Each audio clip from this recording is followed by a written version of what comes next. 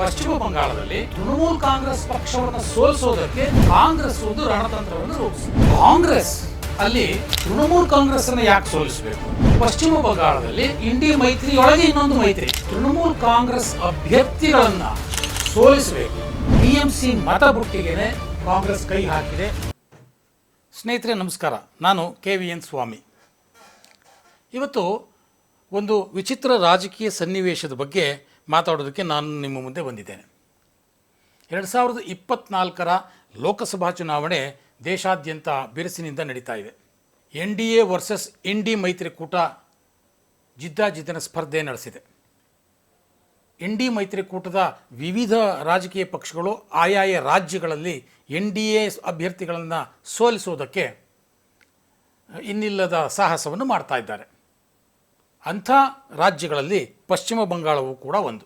ಪಶ್ಚಿಮ ಬಂಗಾಳದ ತೃಣಮೂಲ್ ಕಾಂಗ್ರೆಸ್ಸು ಮತ್ತು ನಮ್ಮ ರಾಹುಲ್ ಗಾಂಧಿ ನೇತೃತ್ವದ ರಾಷ್ಟ್ರೀಯ ಕಾಂಗ್ರೆಸ್, ಈ ಎರಡೂ ಕೂಡ ನಾವು ಇಂಡಿ ಮೈತ್ರಿ ಪಕ್ಷಗಳು ಅಂತಲೇ ಹೇಳ್ಕೊಳ್ತವೆ. ಆದರೆ ವಿಚಿತ್ರ ಅಂತಂದರೆ ಪಶ್ಚಿಮ ಬಂಗಾಳದಲ್ಲಿ ತೃಣಮೂಲ್ ಕಾಂಗ್ರೆಸ್ ಪಕ್ಷವನ್ನು ಸೋಲಿಸೋದಕ್ಕೆ ಕಾಂಗ್ರೆಸ್ ಒಂದು ರಣತಂತ್ರವನ್ನು ರೂಪಿಸಿದೆ.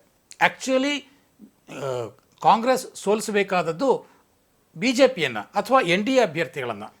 ಆದರೆ ಪಶ್ಚಿಮ ಬಂಗಾಳದಲ್ಲಿ ನೋಡಿ ವಿಚಿತ್ರ ಸನ್ನಿವೇಶ. ಅದು ಯಾಕೆ ಅಂತ ನಿಮ್ಗೆ ಹೇಳ್ತೇನೆ. ಅದಕ್ಕೂ ಮುಂಚೆ ಪಶ್ಚಿಮ ಬಂಗಾಳದಲ್ಲಿ ಯಾವಾಗ ಚುನಾವಣೆ ನಡೆಯುತ್ತೆ ಅಂತ ನೋಡೋಣ. ಒಟ್ಟಾರೆ 2024ರ ಲೋಕಸಭಾ ಚುನಾವಣೆ ಏಪ್ರಿಲ್ 19ರಿಂದ ಜೂನ್ 1ರವರೆಗೆ 7 ಹಂತಗಳಲ್ಲಿ ನಡೆಯುತ್ತೆ. ಈಗಾಗಲೇ 2 ಹಂತ ಮುಗಿದಿದೆ. ಕರ್ನಾಟಕದಲ್ಲಿ 2ನೇ ಹಂತದಲ್ಲಿ, ಅಂದರೆ ಕರ್ನಾಟಕಕ್ಕೆ ಮೊದಲನೇ ಹಂತ ಮುಕ್ತಾಯ ಆಗಿದೆ. ಈ 7 ಹಂತಗಳಲ್ಲಿ ಪಶ್ಚಿಮ ಬಂಗಾಳದಲ್ಲಿ ಚುನಾವಣೆ ನಡೆಯುತ್ತೆ. ಲೆಕ್ಕ ಹಾಕ್ಕೊಳ್ಳಿ, ಕರ್ನಾಟಕದಲ್ಲಿ 2 ಹಂತದಲ್ಲಿ ಹೇಗೆ ಚುನಾವಣೆ ನಡೀತಾ ಇದೆಯೋ ಹಾಗೆ ಪಶ್ಚಿಮ ಬಂಗಾಳದ ಚುನಾವಣೆ, ಅಲ್ಲಿನ ಮತದಾನ 7 ಹಂತಗಳಲ್ಲಿ ನಡೆಯುತ್ತೆ. ಏಪ್ರಿಲ್ 19ರಿಂದ ಶುರುವಾದರೆ ಜೂನ್ 1ರ ಕೊನೆ ಹಂತದವರೆಗೂ ಅಲ್ಲಿ ಮತದಾನ ನಡೀತದೆ. ಅಂದರೆ ಅಷ್ಟರ ಮಟ್ಟಿನ ಅಲ್ಲಿ ರಕ್ಷಣಾ ವ್ಯವಸ್ಥೆಯನ್ನು ಎನ್ಶೂರ್ ಮಾಡ್ಕೋಬೇಕಾಗಿರೋದ್ರಿಂದ ಚುನಾವಣಾ ಆಯೋಗ ಈ ಕ್ರಮವನ್ನು ಕೈಗೊಂಡಿದೆ. ಅದು ಒತ್ತಟ್ಟಿಗಿರಲಿ. ಈಗ ನಾನು ನಮ್ಮ ಮೂಲ ಸಬ್ಜೆಕ್ಟಿಗೆ ಬರ್ತೇನೆ. ಕಾಂಗ್ರೆಸ್ ಅಲ್ಲಿ ತೃಣಮೂಲ್ ಕಾಂಗ್ರೆಸ್ಸನ್ನು ಯಾಕೆ ಸೋಲಿಸಬೇಕು ಅಲ್ವಾ? ಕಾಂಗ್ರೆಸ್ಸಲ್ಲಿ CPM ಜೊತೆ ಒಂದು ಹೊಂದಾಣಿಕೆ ಮಾಡಿಕೊಂಡಿದೆ. ಅವ್ರದ್ದೇ ಆದಂಥ ಒಂದು ಮೈತ್ರಿಯನ್ನು ಪಶ್ಚಿಮ ಬಂಗಾಳದಲ್ಲಿ ರಚಿಸಿಕೊಂಡಿದೆ. ಇಲ್ಲಿ ನೋಡಿ, ದೇಶದ ಒಟ್ಟಾರೆ ವಿರೋಧ ಪಕ್ಷಗಳು ಅಂತ ತಗೊಂಡಾಗ ಕಾಂಗ್ರೆಸ್ ಮತ್ತು ತೃಣಮೂಲ್ ಕಾಂಗ್ರೆಸ್ ನಾವಿಬ್ಬರೂ ಮೈತ್ರಿಕೂಟದ ಪಕ್ಷಗಳು ಅಂತ ಹೇಳ್ಕೊಳ್ತವೆ. ಆದರೆ ಪಶ್ಚಿಮ ಬಂಗಾಳದಲ್ಲಿ ಮೈತ್ರಿಕೂಟ, ಇಂಡಿ ಮೈತ್ರಿಯೊಳಗೆ ಇನ್ನೊಂದು ಮೈತ್ರಿ, ಕಾಂಗ್ರೆಸ್ ಮತ್ತು CPM ಅವರು ಸೆಕ್ಯುಲರ್ ಡೆಮೋಕ್ರೆಟಿಕ್ ಅಲಯನ್ಸ್ ಅಂತ ಮಾಡ್ಕೊಂಡಿದ್ದಾರೆ, SDA. ಸೊ SDA ಅವರು ಯಾರ ವಿರುದ್ಧ ಸೆಣಸಬೇಕು? NDA ವಿರುದ್ಧ ಸೆಣಸಬೇಕು.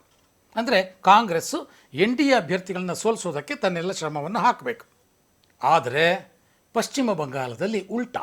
ಇದು ಯಾಕೆ ಹೀಗೆ? ಇದಕ್ಕೆ ಕಾಂಗ್ರೆಸ್ನ ಸ್ಟ್ರಾಟಜಿ ಒಂದು ಭಾಳ ಮುಖ್ಯವಾಗಿ ಇಲ್ಲಿ ನಾನು ಮಾತಾಡಬೇಕಾಗತ್ತೆ. ತೃಣಮೂಲ್ ಕಾಂಗ್ರೆಸ್ ಅಭ್ಯರ್ಥಿಗಳನ್ನು ಸೋಲಿಸಬೇಕು. ಅಟ್ಲೀಸ್ಟ್ ಸೋಲಿಸೋಕ್ಕಾಗಲಿಲ್ಲ ಅಂತಂದರೆ ತೃಣಮೂಲ್ ಕಾಂಗ್ರೆಸ್ನ ಶೇಕಡಾವಾರು ಮತಗಳನ್ನಾದರೂ ತಾನು ಕಡಿಮೆ ಮಾಡಬೇಕು. ಆಗ ತೃಣಮೂಲ್ ಕಾಂಗ್ರೆಸ್ ತನ್ನ ಅಹಂಕಾರವನ್ನು ಬಿಡುತ್ತೆ, ನನ್ನ ಜೊತೆ ಮುಂದಿನ ಚುನಾವಣೆಗಾದರೂ ಮಾತುಕತೆಗೆ ಬರುತ್ತೆ. ಇದು ಕಾಂಗ್ರೆಸ್ನ ಸ್ಟ್ರಾಟಜಿ. ಇದನ್ನು ಅವರು ಬಿಹಾರದಲ್ಲಿ ಬಹಳ ಯಶಸ್ವಿಯಾಗಿ ಮಾಡಿತು ಕಾಂಗ್ರೆಸ್. 2009ರಲ್ಲಿ ಅಲ್ಲಿನ ಲೋಕಸಭಾ ಚುನಾವಣೆಯಲ್ಲಿ ಲಾಲೂ ಪ್ರಸಾದ್ ಯಾದವ್ ಮತ್ತು ರಾಮ್ ವಿಲಾಸ್ ಪಾಸ್ವಾನ್ರ RJD ಮತ್ತು LJP ಮೈತ್ರಿ ಮಾಡಿಕೊಂಡಿತ್ತು. 4th ಫ್ರಂಟ್ ಅಂತ ಆವಾಗ ಅದು ಕರೆದುಕೊಂಡಿದ್ರು. ಆಗ ಕಾಂಗ್ರೆಸ್ LJP ಮತ್ತು RJD ಅಭ್ಯರ್ಥಿಗಳನ್ನು ಸೋಲಿಸೋ ನಿಟ್ಟಿನಲ್ಲಿ ಕೆಲಸ ಮಾಡ್ತು. ಆಗ ಸಹಜವಾಗಿ LJP ಮತ್ತು RJDಯ ಮತ ಬುಟ್ಟಿಗೆ ತಾನು ಕೈ ಹಾಕ್ತು ಕಾಂಗ್ರೆಸ್. ಆ ಮೂಲಕ ಬಹಳಷ್ಟು ಅಭ್ಯರ್ಥಿಗಳು, RJD ಅಭ್ಯರ್ಥಿಗಳು ಸೋಲ್ಕೊಂಡ್ರು. ಇದಾದ ನಂತರದಲ್ಲಿ 2010ರ ವಿಧಾನಸಭಾ ಚುನಾವಣೆಯಲ್ಲೂ ಸಹ ಕಾಂಗ್ರೆಸ್ ಇದೇ ಸ್ಟ್ರಾಟಜಿಯನ್ನು ಅನುಸರಿಸಿತು. 243 ವಿಧಾನಸಭಾ ಕ್ಷೇತ್ರಗಳಿರುವ ಬಿಹಾರ ವಿಧಾನಸಭೆಯಲ್ಲಿ ಕಾಂಗ್ರೆಸ್ ಬಹುತೇಕ ಕಡೆ RJDಯ ಮತ ಬ್ಯಾಂಕ್ಗೆ ಕನ್ನ ಹಾಕ್ತು. ಆ ಮೂಲಕ ಅಲ್ಲಿ NDA ಅಂದರೆ BJP ಮತ್ತು ನಿತೀಶ್ ಕುಮಾರ್ ನೇತೃತ್ವದ ಸರ್ಕಾರ ಅಧಿಕಾರಕ್ಕೆ ಬಂತು. ಅದಾದ ನಂತರದಲ್ಲಿ ಮತ್ತೆ ಇದೇ ತಂತ್ರವನ್ನು ಕಾಂಗ್ರೆಸ್ ಅನುಸರಿಸ್ತು.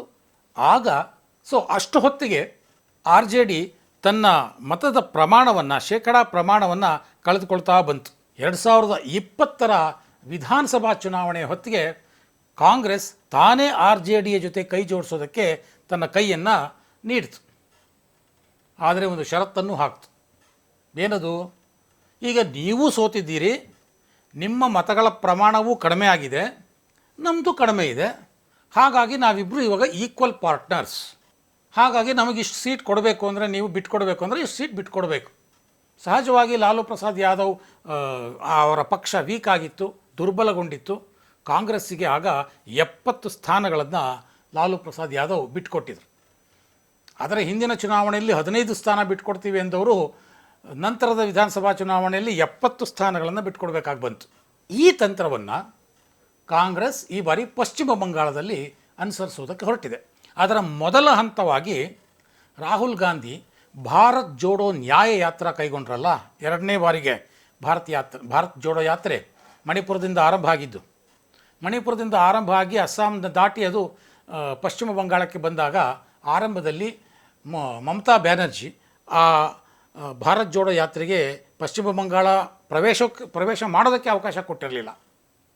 ಆಮೇಲೆ ಅಂತೂ ಇಂತೂ ಪರದಾಡಿ ಕಿತ್ತಾಡಿ ಏನೋ ಒಂದು ಜಗಳ ಆಡಿ ಕಾಂಗ್ರೆಸ್ ಅನುಮತಿಯನ್ನು ಪಡೀತು.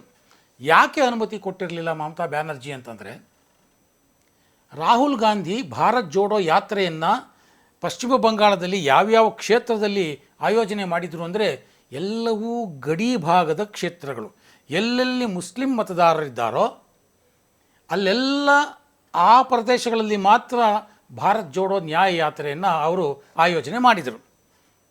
ಅದರಿಂದ ಮಮತಾ ಬ್ಯಾನರ್ಜಿಗೆ ಸ್ಪಷ್ಟವಾಗಿ ಆಗೋಯ್ತು, ಓಹೋ, ಕಾಂಗ್ರೆಸ್ನವರು ನನ್ನ ಮತ ಬ್ಯಾಂಕಿಗೆ ಕನ್ನ ಹಾಕೋಕೆ ಈ ಭಾರತ್ ಜೋಡೋ ಯಾತ್ರೆಯನ್ನು ಉಪಯೋಗಿಸ್ಕೊತಾ ಇದ್ದಾರೆ, ಹಾಗಾಗಿ ಕಾಂಗ್ರೆಸ್ಗೆ ಒಂದು ಪಾಠ ಕಲಿಸಬೇಕು ಅಂತ ಮಮತಾ ಬ್ಯಾನರ್ಜಿ ನಿರ್ಧಾರ ಮಾಡಿದ್ರು.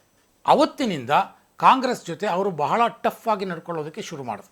ಕಾಂಗ್ರೆಸ್ ಮೈತ್ರಿಕೂಟದ ಪಕ್ಷವಾಗಿದ್ದರೂ ಸಹ ತಾನು ಅಭ್ಯರ್ಥಿಗಳನ್ನು ಘೋಷಿಸೋದು, ಕಾಂಗ್ರೆಸ್ ಗೆದ್ದಿರುವ ಕ್ಷೇತ್ರ ಅಧೀರ್ ರಂಜನ್ ಚೌಧರಿ ವಿರೋಧ ಪಕ್ಷದ ನಾಯಕ, ಅವರು ಗೆದ್ದಿರುವಂಥ ಲೋಕಸಭಾ ಕ್ಷೇತ್ರದಲ್ಲೂ ಸಹ TMC ತನ್ನ ಅಭ್ಯರ್ಥಿಯನ್ನು ಘೋಷಣೆ ಮಾಡಿಬಿಡ್ತು. ಕಾಂಗ್ರೆಸ್ಸು ಕೇಳಲೇ ಇಲ್ಲ, ನೀನು ನನಗೆ ಲೆಕ್ಕಕ್ಕೆ ಇಲ್ಲ ಅನ್ನೋ ರೀತಿಯಲ್ಲಿ ವರ್ತನೆ ಮಾಡೋದಕ್ಕೆ ಶುರು ಮಾಡಿದ್ರು ಮಮತಾ ಬ್ಯಾನರ್ಜಿ. ಸೊ ಅಧೀರ್ ರಂಜನ್ ಚೌಧರಿ ಮತ್ತು ಮಮತಾ ಬ್ಯಾನರ್ಜಿ ನಡುವೆ ಸಂಬಂಧಗಳು ಕೂಡ ಅಷ್ಟಾಗಿ ಚೆನ್ನಾಗಿಲ್ಲ. ಆಗ ಕಾಂಗ್ರೆಸ್ ಒಂದು ನಿರ್ಧಾರ ಮಾಡ್ತು, ಬಿಹಾರದಲ್ಲಿ ಮಾಡಿದ ತಂತ್ರವನ್ನೇ ನಾವು ಇಲ್ಲಿ ಪಶ್ಚಿಮ ಬಂಗಾಳದಲ್ಲಿ ಮಾಡಬೇಕು ಅಂತ. ಸೊ ಈಗ ಪಶ್ಚಿಮ ಬಂಗಾಳದಲ್ಲಿ 42 ಲೋಕಸಭಾ ಕ್ಷೇತ್ರಗಳಿವೆ. ಉತ್ತರ ಪ್ರದೇಶದಲ್ಲಿ 80, ಮಹಾರಾಷ್ಟ್ರದಲ್ಲಿ 48 ಬಿಟ್ಟರೆ 3ನೇ ಅತಿ ದೊಡ್ಡ ರಾಜ್ಯ ಲೋಕಸಭಾ ಕ್ಷೇತ್ರಗಳ ಗಣನೆಗೆ ತೆಗೆದುಕೊಂಡ್ರೆ ಪಶ್ಚಿಮ ಬಂಗಾಳ. 42 ಲೋಕಸಭಾ ಕ್ಷೇತ್ರಗಳ ಪೈಕಿ ಬಹಳಷ್ಟು ಲೋಕಸಭಾ ಕ್ಷೇತ್ರಗಳಲ್ಲಿ TMC ಮತಬುಟ್ಟಿಗೆನೇ ಕಾಂಗ್ರೆಸ್ ಕೈ ಹಾಕಿದೆ. ಅಂಥ ಅಭ್ಯರ್ಥಿಗಳನ್ನೇ ಕಾಂಗ್ರೆಸ್ ಅಲ್ಲಿ ನಿಲ್ಲಿಸಿದೆ. ಕಾಂಗ್ರೆಸ್ ಮತ್ತು CPM ಇದು ಒಂದಾಗಿ ಸೇರಿ ತೃಣಮೂಲ್ ಕಾಂಗ್ರೆಸ್ಗೆ ಟಕ್ಕರ್ ಕೊಡ್ತಾ ಇದೆ. ಆ ಮೂಲಕ ನೆಕ್ಸ್ಟ್ 2026ರಲ್ಲಿ ಪಶ್ಚಿಮ ಬಂಗಾಳದಲ್ಲಿ ವಿಧಾನಸಭೆ ಚುನಾವಣೆ ನಡೆಯಿತು.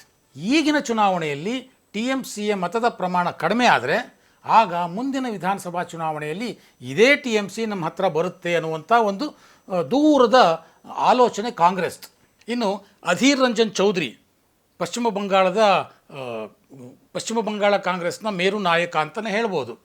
ಸೊ ಅವರು ಒಂದು ಬಹಿರಂಗ ಸಭೆಯಲ್ಲಿ ಮಾತಾಡ್ತಾ ಹೇಳ್ತಾರೆ ಬೆಹರಾಂಪುರ್ನಲ್ಲಿ, ನೀವು ಮತದಾರರೇ, ನೀವು TMCಗೆ ದಯವಿಟ್ಟು ವೋಟ್ ಹಾಕಬೇಡಿ, ನೀವು ಕಾಂಗ್ರೆಸ್ಗೆ ಹಾಕ್ತಿದ್ರು ಪರವಾಗಿಲ್ಲ, TMCಗೆ ಹಾಕಬೇಡಿ, ಆದರೆ ಬೇಕಾದ್ರೆ BJPಗೆ ಬೇಕಾದ್ರೆ ವೋಟ್ ಹಾಕಿ, TMCಗೆ ಮಾತ್ರ ವೋಟ್ ಹಾಕಬೇಡಿ ಅಂತ ಬಹಿರಂಗ ಪ್ರಚಾರದಲ್ಲಿ ಅಧೀರ್ ರಂಜನ್ ಚೌಧರಿ ಅವರು ಕರೆ ಕೊಡ್ತಾರೆ.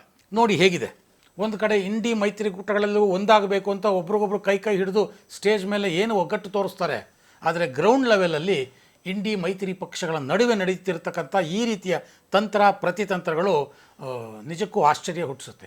ಇಂಥ ಮೈತ್ರಿಕೂಟ NDAವನ್ನು ಈ ಬಾರಿ ಸೋಲಿಸೋದು ನಿಜಾನ? ಹಾಗಾದರೆ ಇದು ಸಾಧ್ಯವಾ? ನೀವೇ ಯೋಚಿಸಬೇಕು.